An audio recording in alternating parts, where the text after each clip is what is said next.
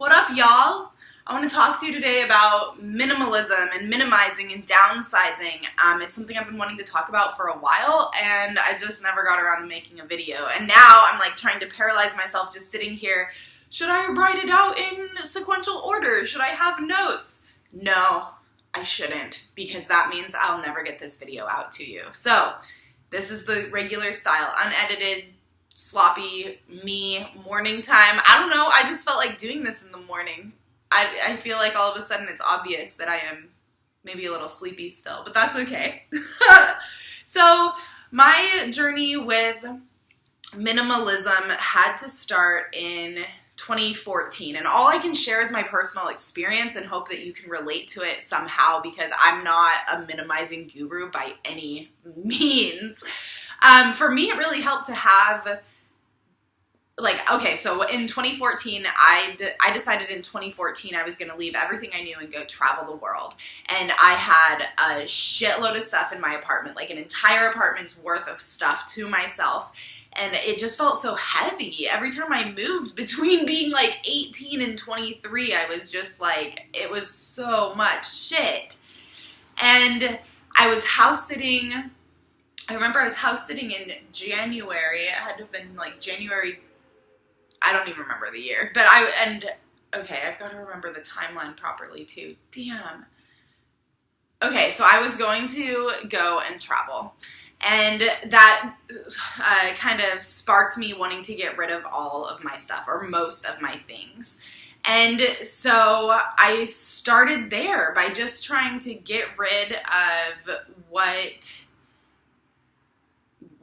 didn't serve me, what I didn't want to come back to go through later. So maybe even thinking about that, like, what kind of shit do you have around that you're just like, oh, this is heavy, and I don't want to have to look at this later, because I literally never even look at it. That's what the joy for me of minimal living is. It's that like every single thing I look around at in my home really brings me happiness and has a memory and a place, and it's not something that I have some weird memory with that I used years and years ago, and I feel fret about if I'm going to use it again ever or not.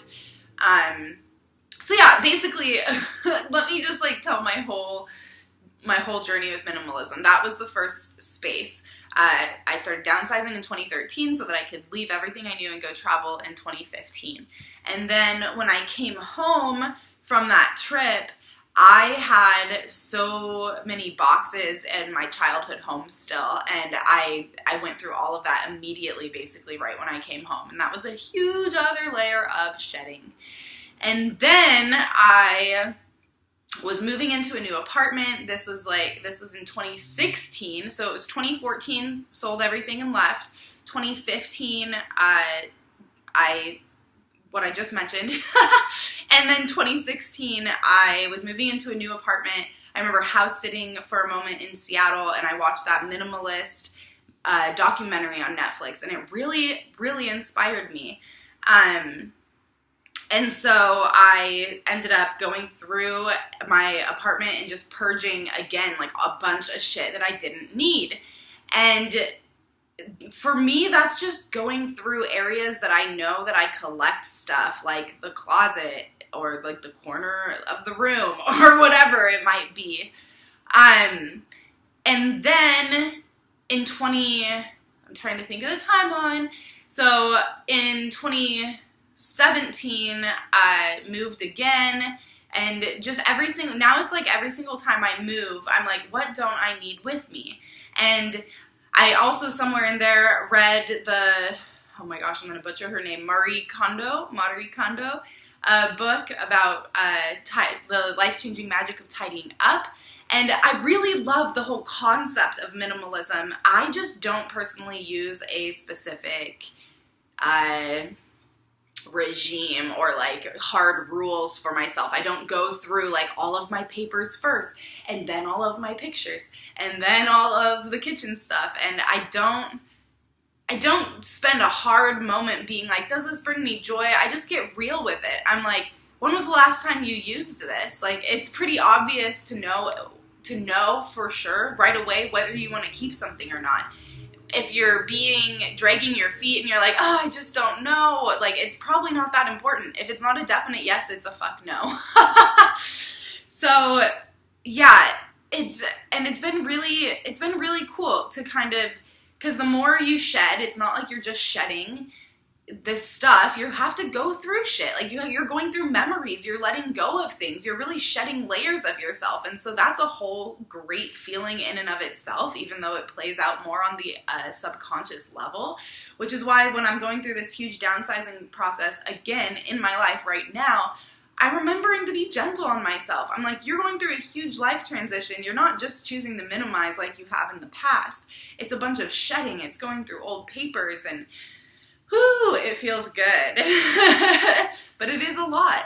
So just letting go of over time.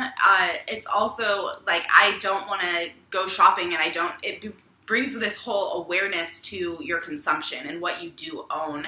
So once you start going through your stuff and shedding and making a point to really just keep minimizing, you're not going to keep building back up. You have to be in a right space. I think this is my theory. It's like you have to be in a right headspace to even want to minimize in the first place. And if you are in that headspace and you're able to downsize and minimize, you're just not going to want to go out and buy a bunch of shit again. So if you're worried that you're going to do that, I'm just at least consider the reality of that. And if you do go out and buy a bunch of shit, then it's an opportunity for you to get honest with yourself and be like, why am I doing that? Why did I need this? My closet is pretty small. It's larger than I would like, but a lot of friends remind me that I have way less clothes than they do. Usually when I buy clothes at like the store, I think of something. I'm like, okay, if I buy this, here's like one or two things I could get rid of at home because I'm just not using it. And honestly, that ends up being fun for me because I feel like my wardrobe switches up a lot, and I keep clothes for at least a year. And yeah, there are some clothes I have that I've had for years and years and years, but honestly, I like switching it up. I like having a new wardrobe and new clothes that come and go, and it's kind of like this ebb and flow of changing rather than being like, oh yeah, that dinosaur shirt I bought in 8th grade in the little boys section of Goodwill that glows in the dark. It's pretty badass. Like, I definitely do still own that shirt, actually, but, you know, some things we hold on to and some things you just gotta let go, but you do not need to hold on to everything. I really want to get to your questions. That was kind of a preface of my background, so I might end up repeating some things here, but yeah, there's a good handful of questions, so let's do this. I'm just going through one at a time. What do you do with this stuff? Do you ever sell anything, or do you just give it away? Ooh, that's a really good question. I donate it. Goodwill has taken a lot of my stuff. I just put it in my car. You can donate it. They ask you if you want a receipt, so you could write it off for taxes, at least where I live in Portland, Oregon right now. Sometimes I do sell things. Like, I have a pile of clothes and a pile of books in my car right now that I do intend on dropping off to see if I can get any money for them. I also had a pile of things around that I was going to sell, like a little speaker and a printer and things like that. And it always comes down to time versus money and your energy. And I went through some things about a month ago, and I put some things in the corner that I was going to sell. And I told myself, put these online right now, and if they don't sell in 2 weeks, then you gotta get rid of them. And I didn't put them online. They sat there for way over 2 weeks.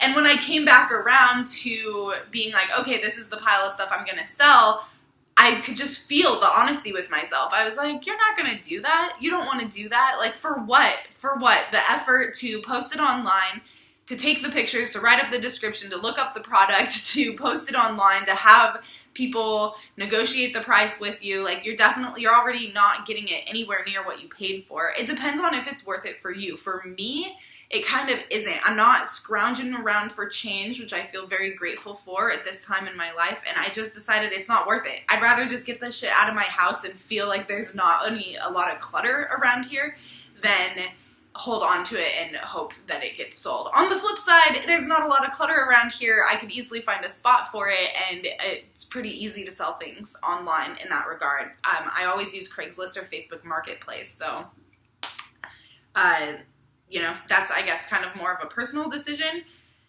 What are your thoughts and feelings on gifts is the next question. That's a really great question. I think gifts are amazing. I actually have a bag in the trunk of my car, and I guess that's like a little extra thing that I like to do. I keep a few things in the trunk of my car so it doesn't have clutter around my apartment, my living space, and then it's like out of sight, out of mind in my car, but not out of mind, because for gifts especially, I have a bag, and as I'm getting rid of things and I want to gift things to people or they make me think of somebody, I put it in the bag, and then I wrote a note.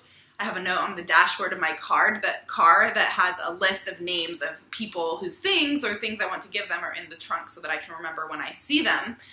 I think it's great. I think the idea of regifting things is amazing. I know there's another couple questions in here about gifts somewhere, but the act of giving, and this was said in one of the minimizing books, but the act of giving, the gift, is the act of giving. That is the gift. Somebody gives it to you. That's a joy for them. You received it in that moment. You felt so happy and grateful and awesome. And that is the moment that was meant to be cherished forever. You don't have to hold on to that gift forever. You don't have to feel bad about it. Feel great that you're re-gifting something to somebody else. So I'm all for re-gifting. I think it's amazing. And I'm just the type of person, I've always lived with hand-me-downs. I like reusing and recycling and all of that kind of stuff. So I don't think there's anything weird, wrong, or gross about that. What is minimizing? Somebody says minimizing and downsizing. Just the act of decluttering your home and your life and just going through things. And I think it's a different definition for a lot of people. Hardcore minimalists have what's called capsule wardrobes and only have 10 pieces of clothing. That's a random number. I really don't know the logistics and specifics of this stuff. But yeah, so it's just living minimally. I feel like it's whatever definition that means to you. And some people are going to be a lot more minimalistic than others. But yeah, it's exactly what I said. Downsizing and decluttering so that you just don't have a lot of extras in your life. Like the extra shit that you don't need. So how do you deal with the guilt of getting through things? What does this say? Sorry. How do you deal with guilt of getting rid of things of meaning, but without use? How do you deal with guilt of getting rid of things? How do you deal with the guilt of getting rid of things that are meaningful, but aren't useful? Oh, okay, I get it. I just had to read it a few times. I think that goes right back to what I was just saying. That moment that it was meaningful is great, but if it's not useful, that's okay. Appreciate the moment and the gift and the meaning in it, and let it go. Pass it on. You have to let that shit go. And this is a great lesson of letting shit go in your life. Okay, how can I minimize even though I love crafts and need to have materials? Ooh, I really love that question. Get organized. Keep around what you use. Get real with yourself again. If you have little materials that are super special and you are saving them for a good time, cool. If you know that you're just keeping shit around for maybe I'll use it, maybe not, just no, none of that, because you can go out and get it when you need it. So, yeah, that's my advice on that. Just, again, this is all just personal opinions from me. Has there ever been anything you wish you hadn't gotten rid of? Oh man, this is an interesting one. I will say there is one thing that I wish I hadn't gotten rid of. And one time I carried this huge tub of movies around with me for years. And then, technology is advanced and I just don't really watch, I don't even have a DVD player. I haven't had a TV for a long time. And I was like, it's time for this gigantic box of movies to go. I went to Goodwill and I was dumping it in. And as I was dumping it in, I saw this is, I don't know if this is going to hurt you as much as it hurts me. I saw this VHS videotape fall in with all the other movies, and it was a VHS videotape of all of my childhood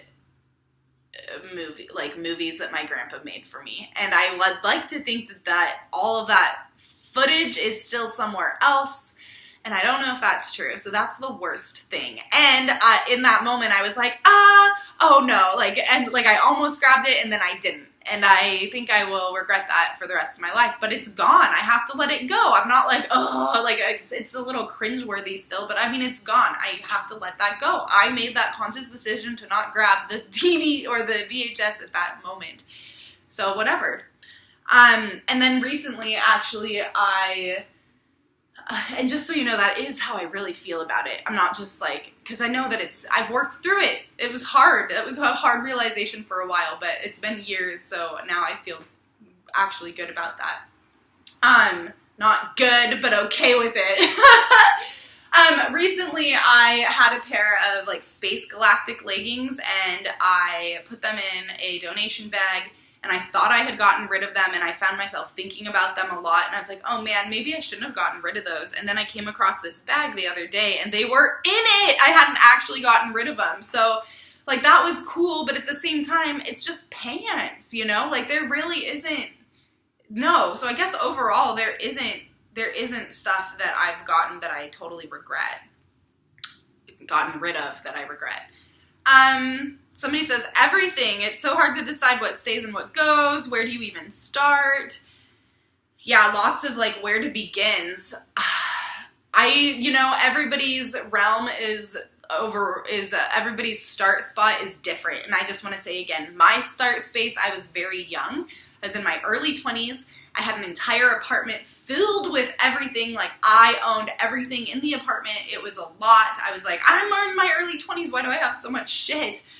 And so I just started with the things that weren't serving me, that I haven't worn in years, that I hadn't even looked at, that I forgot I had. I just started going through the little crevices of things where I had hid things. So maybe that's a good place to start. That's just my recommendation. How do you get a partner to get on board? Oh man. You know what? I'm not sure my partner was opposed, but he wasn't necessarily doing it with me. It was me doing it, because these last 4 years I have had a partner, and that has worked through me well. There's 1 year that I wasn't with him when I started, and then the 3.5 years after. I just did it. I just did it myself. I explained what I was doing, what I wanted to do. A lot of it was my stuff. If I came across anything of his, I would just ask, and usually he would be like, I need to keep this for this reason. We'd talk about it, trying to be polite and trying to give space, but you can't force anybody to do things that they don't want to do. So you just have to try to lead by example as best as possible in this situation. Any tips on how to downsize when you're a teen living with parents and siblings? Ooh, well, that's a really great question. I'm not a teen anymore, and I'm an only child. And I grew up with my grandparents who had they had a lot of trinkets and stuff, but it wasn't I don't know. I'm trying to say I'm not very greatly qualified to answer this question, but I can try. I would mostly just say you need to get really clear about why you want to minimize, what that looks like to you, and have a serious conversation with your family about why you want them on board. Why do you not want to take on all the hand-me-downs, or why do you want it to be okay if you say no? And, you also have to respect if they really can't hear you. If you don't feel like you're being heard or seen, just go back to the drawing board, back to your room, and take a breath, and just remember that all you can do is your best, and all you can do is lead by example. And a lot of times that comes with having honest conversations with people without forcing them to do what you want them to do. I hope that helps in some way. Okay, 2 more questions. I know this video is kind of getting long. Oh, dang. Okay, so how do you remove attachment to items that really aren't serving you anymore? You gotta get real with yourself. How do you remove attachments to items that really aren't serving you anymore? I mean, honestly, I think, there's a good tip that I really love that a friend told me recently. She was like, when I was traveling in India, I just had this realization, if all of my stuff back home went up in flames, I'd be totally fine with it. But now that I'm home and I have to go through everything, I'm holding on to it tight, like, this is mine, this is mine. And so, especially something like this, what if it just wasn't in your life all of a sudden anymore? Like, you have attachment to it, but it really isn't serving you. Like, you're saying it's not serving you, so you clearly know how it's not serving you. Is it draining you of your energy with all of these thoughts and these memories? And, like, clearly it needs to go. So I like to imagine things, how would I feel about this if it just caught on fire and disappeared? And especially something that you know isn't serving you, maybe just throw it out and pretend that it did. How do you throw away things that you know you don't need anymore but want to keep? Oh, that's a hard one because I have so many things. Like, I have like a small bag of clothes throughout my life that are meaningful to me, that are things that I will never fucking wear again. Like my chef's coat from culinary school, or my jersey from when I was a cadet training on fresh meat for roller derby.